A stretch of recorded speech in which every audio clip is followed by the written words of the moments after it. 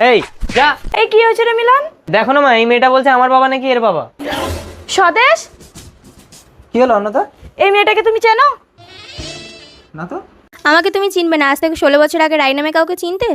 রাই, আমি তোমাকে বিয়ে করতে পারবো না রাই।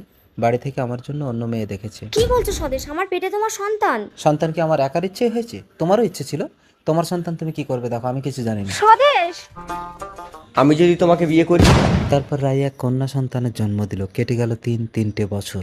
বাবা বাবা, কে তোর বাবা? তুমি মেয়েটাকে অমন করে বলছো কেন গো? কেন বলবো না? তুমি কোনোদিন আমাকে বিয়ে করেছো না, তোমার শরীরের অধিকার দিয়েছো। তুমি থাকো তোমার মেয়ে নিয়ে আমার ঘরে, আমি চললাম বৃন্দাবনে। বাবা, ওটা তোর বাবা না অহনা। তাহলে আমার বাবা কে?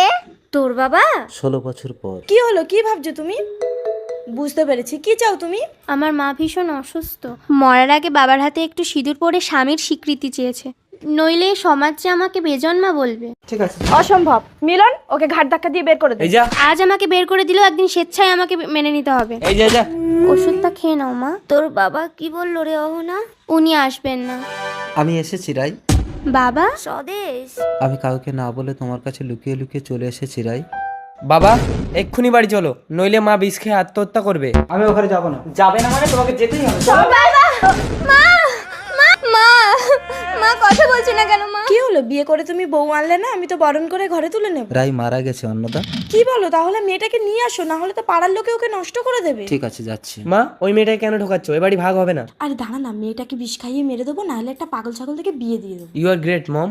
সেদিন স্বামীকে বেঁধে রেখে। দরজা বন্ধ কর। আসুন আসুন, নমস্কার। নমস্কার। বসুন। মা আমি বিয়ে করব। উপরে বসাবো? আসলে ছেলেটা আমার পাগল। ঠিক করেছো, পাগল ছেলেটাকে বিয়ে দিলে এই বাড়ির ভাগ দিতে। একটু বসুন, আনছি।